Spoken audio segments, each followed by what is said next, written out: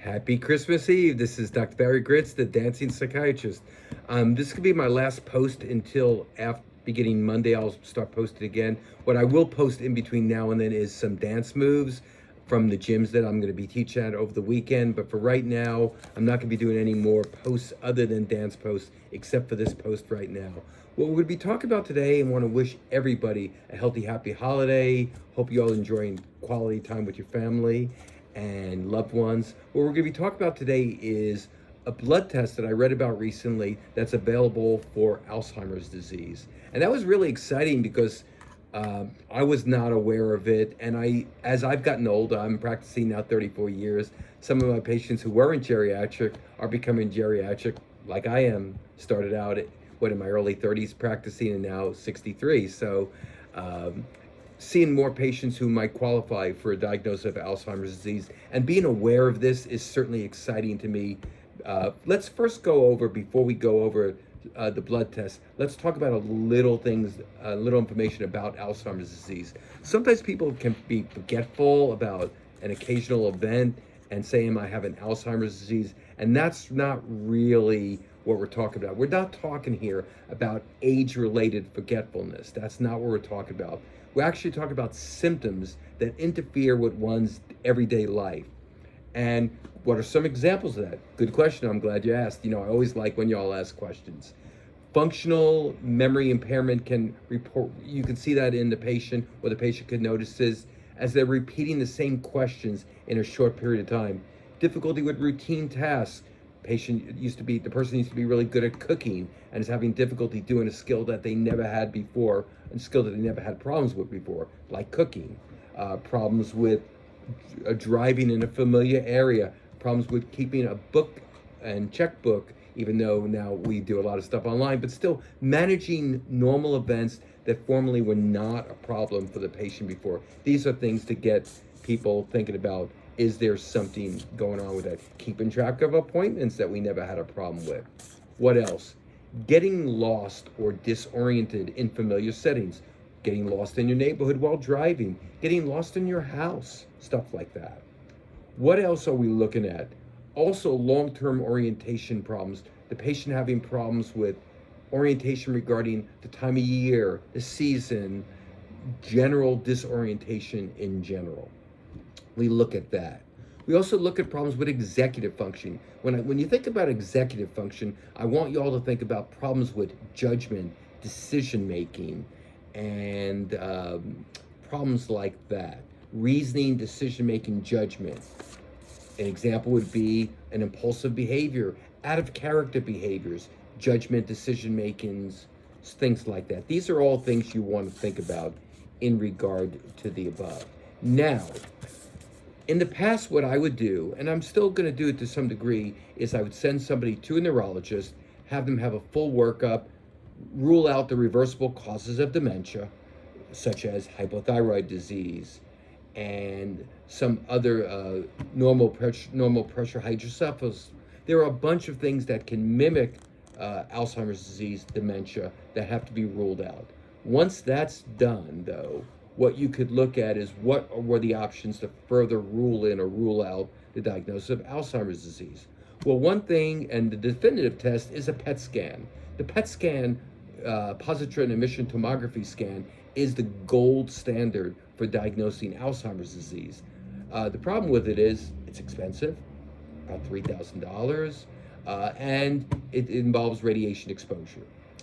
The next thing you can do is you can do a central nervous system, what we call a spinal tap, where you look for the central CSF fluid to look for the presence of amyloid and another protein we call tau protein, T-A-U, amyloid, A-M-Y-L-O-I-D, or tau protein, looking for the presence or absence of amyloid or tau protein in a what we call lumbar puncture or spinal tap. But I'm really excited to tell y'all about a test that I am now familiar with, so I want y'all to be familiar with it, which is called the Lumipulse. And the Lumipulse is actually a blood test that actually looks for the presence or absence of what's called p-tau 217 protein. P-tau 217 protein. Looking for the presence of this protein and looking what is the sensitivity and specificity? Before we talk about that, let's use the term sensitivity and specificity more discreet, more, let's develop that term. What does sensitivity mean? Good question. Sensitivity, the word sensitivity has the word N in it, sensitivity. So sensitivity, since it has the N in it, means no false negatives, meaning that how likely is a negative result to indicate that indeed the condition is not present. No false negatives. Sensitivity has the word N in it. No false negatives. Specificity has the word positive in it. It has the P, letter P in it. So it's no false positives, meaning how likely is a test that shows a positive likely to be positive. So with that in mind, the Lumipulse actually has a very high sensitivity and specificity, and that is a very actually high sensitivity and specificity, and it has a sensitivity of 92%, a 92% sensitivity for detecting amyloid plaques with the Lumipulse blood test. Once again, sensitivity, no false negatives. What that means is 92%. If it shows up negative, it's 92% correct that indeed the test is negative. And a 97% specificity, meaning that if your test shows up positive, it's a 97% chance that that is correct or valid. So that's pretty interesting. I just thought that was really interesting. And what I'm going to do, there are going to be times where I'm going to do much more detailed talks than I'm doing today. But what I'm going to do is I want to have more frequent contact with y'all.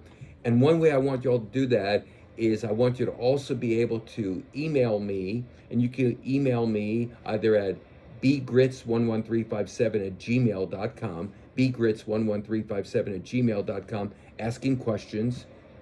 Or you could email me at houstonsdancingpsychiatrist@gmail.com. You can send questions in there too. I'm always open to questions. Questions that y'all send in will give me further topics that we can discuss. Remember, everything I talk about with y'all always needs to be talked about with your clinician. This is meant to be extra information for y'all, not in lieu of seeing a clinician. Always want to emphasize that. And really going to be just continuing to expand on things I read, things that I think might be interesting to you, things that might be happening in the world that I'm going to come on and talk about. But I really want to get to the point where y'all are actually, where I do this live and y'all are asking questions live. But in the meantime, feel free to send me emails as far as questions regarding the above. Also sending a shout out to my patients in Houston, realizing that if you have a question, that still goes through the regular office. This is you guys who are my patients, you have my cell phone, you have my office number, you have ways to contact me. So the email is really meant just for questions for the future talks or based upon something I've spoken about today. With that in mind, I'm going to wish y'all a joyous holiday season, and going to be posting some other dance moves because we are Houston's dancing psychiatrist. So we got to post some dance moves. We posted one, the beginning of the Bollywood move. We're going to do another move, part of that song. And what I'm going to do is eventually have it where I've done all parts of that song, but not all together. That way I protect the copyright rights of the person who created the songs that I teach from. And with that in mind, wish y'all a joyous holiday season, keeping the best people you can be, the kindest person you can be. Enjoy your eating, but remember, microbiome, keep your gut healthy, exercise, be kind to others. And with that in mind, I'm going to say bye for now. Take care, y'all.